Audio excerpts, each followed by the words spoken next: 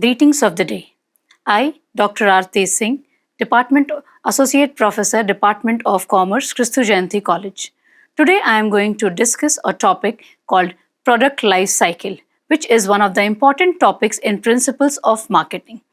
Let me introduce with the subject principles of marketing. Marketing has been evolved as one of the important aspect in the world of business, where traditionally it was defined as selling of product and services. But as father of marketing, Dr. Philip Kotler has defined as one of the shortest definitions called as satisfying human and social wants is called as marketing. Coming on to the topic which we call as product life cycle. This is the stages of the various product which it goes through the various stages in its life cycle.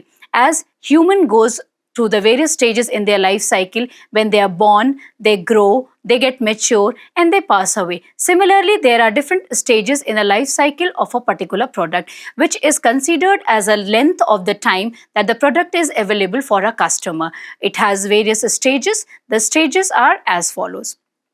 The stages are introduction, growth, maturity, and decline. These are the 4 stages in any product life cycle which survive into the market. Coming on to the first stage, which is the introduction stage of a particular product life cycle. Now, this life cycle stages are considered on the basis of the time and the increase or decrease in the sales volume.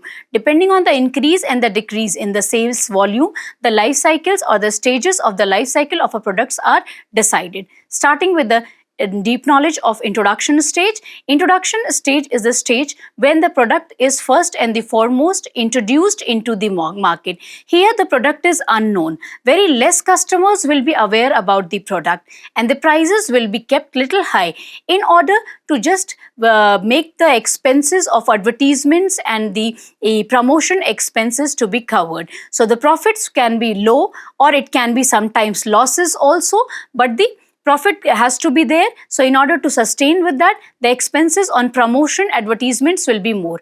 The placements of the product in the market will be very selected. Some selective places in the market, the product will be commercialized, whereas the promotions will be informative and personalized, because here we are launching the product into the new market. Coming on to the second stage, as the product gains awareness. Product gains awareness means consumers are aware of the product that you are in the market. Here we have to still keep on increasing more and more expenses onto the advertisements and the promotion. Now the product is widely known and consumed. Sales volumes also comparatively from the introduction stage keeps on increasing, and the prices we have to decline in order to survive into the market. Why? Because as you reach to the growth stage, number of substitutes enter into the market which start behaving as a competition for your product. The promotion will be focused on much more on the brand development and the product image formation. So this is what is the second stage, which is a growth stage of a product life cycle, taking sales and time as one of the components. Coming on to third stage of product life cycle, we have a maturity stage, which is considered to be the best stage in the life cycle of any product. Now at this particular product stage, we have number of competitors into the market as number of other substitutes have entered into the market. So here the product has to compete the other competitors with their alternatives, and the sales keeps off increasing. So any other attributes to be added to the product can be added to be the highest in the product in terms of sales. The placement is intense. That means everywhere your product should be known, and in every market the product should be always available. The promotions here will be focused on repeat purchasing, so that you have to take care of your loyal customers who are already your customers, and the new customers should be added at this particular stage in order to survive longest at this stage, which is considered as the best stage in any product's life cycle.